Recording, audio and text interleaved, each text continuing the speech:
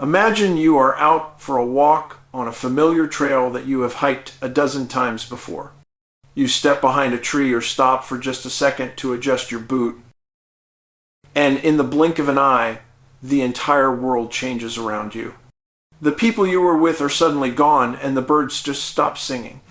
The wind stops blowing, and you find yourself standing in a pocket of absolute crushing silence. Then you wake up in a completely different place. You are lying in a field or standing on a rock ledge miles from where you started. You look down at your watch and you realize it is not 10 minutes later. It is 2 days later, or maybe 15 months later. You have no idea how you got there, and your shoes are missing, and your brain is just a total blank slate. This is not a movie or a piece of fiction. This is a recurring profile point in a phenomenon I have spent over a decade researching. We call it missing 411. And today we are talking about the ones who actually came back. These are the survivors, but as you are about to find out, surviving does not mean the mystery is solved. In many ways, it only makes the facts more disturbing. I am David Paulides, and I want to welcome you back to the channel. For those of you who are new here, I am a former police officer and investigator.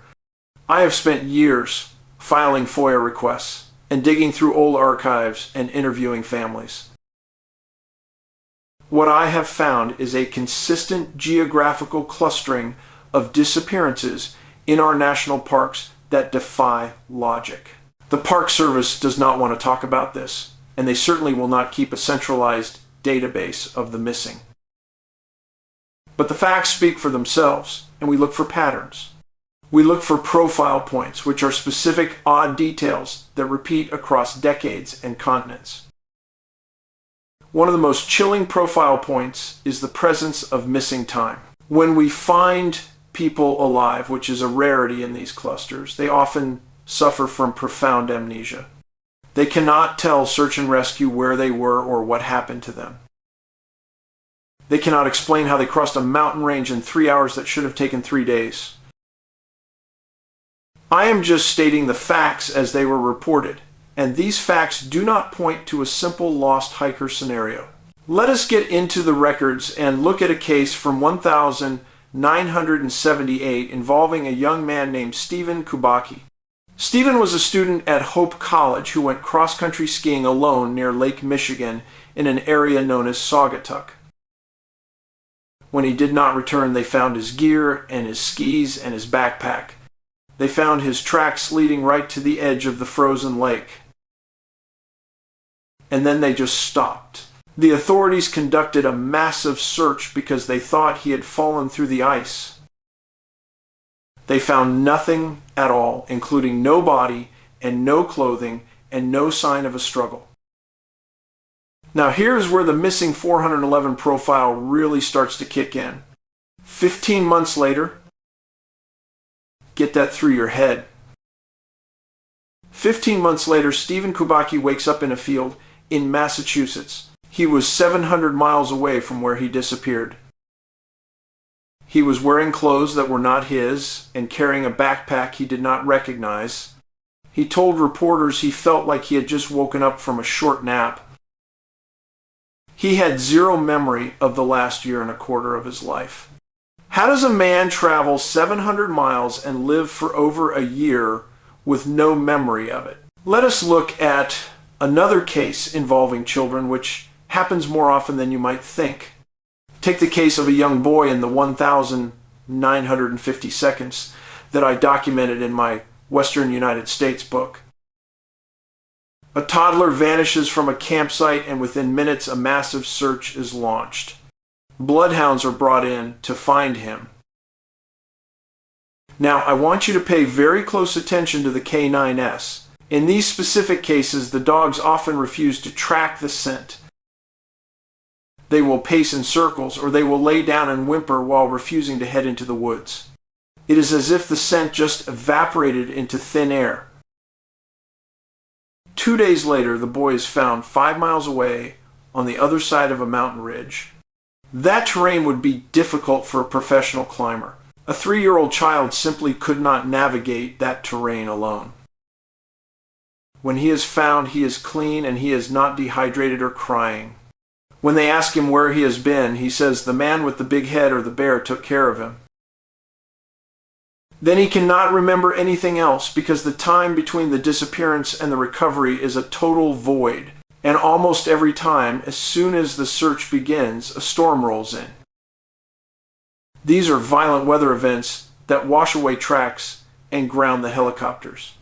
It happens so consistently that it is no longer a coincidence. It is a factor and it is a profile point. If you look at these cases side by side, the lost hiker theory just falls apart. First, we have the speed of travel, where survivors move distances that are physically impossible. Second, we have the lack of tracks, even when the ground is soft or snowy, because the tracks just end.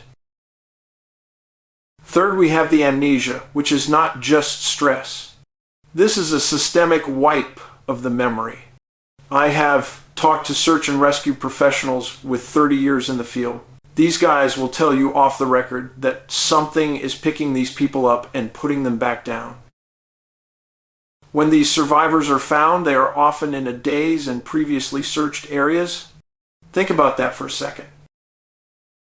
A line of 50 searchers walks a grid and finds nothing. The next morning, a survivor is standing right in the middle of that same grid. They were not there yesterday, so we have to ask, where were they? I am an investigator, and I look for evidence. But when the evidence defies physics, you have to look at the unconventional. There is a theory that has been gaining weight involving invisible entities. I have had highly trained hunters tell me about seeing a shimmer in the woods. They describe it like a distortion in the air that moves between the trees. What if these survivors are not wandering off?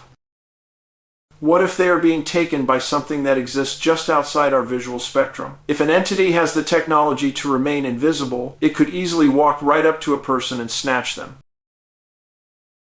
Even if they are in a group, this would explain the silence in the woods, because the animals sense a predator they cannot see. It would explain why the dogs are terrified, because they can smell or hear something that we cannot. It also explains the missing time. If these entities are taking people to an elsewhere that does not share our timeline, the brain would not know how to process it. The amnesia might be a defense mechanism or a side effect of whatever technology is being used. It is a disturbing thought that something is watching us in the places where we feel most free. It is not just taking people, but it is studying them, and occasionally for reasons we do not understand, it is bringing them back. I am not here to tell you what to believe. I am here to give you the data that the authorities want to ignore. If you are going into the woods, I want you to be prepared. Carry a personal locator beacon and do not rely on your cell phone. Stay in groups and, most importantly, pay attention to your environment.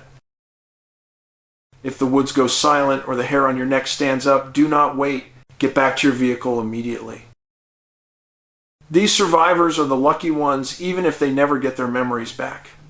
Many others never come home at all, and their families are left with nothing but questions. I am David Paulides, and I want you to keep your eyes open. We will be back soon with more facts.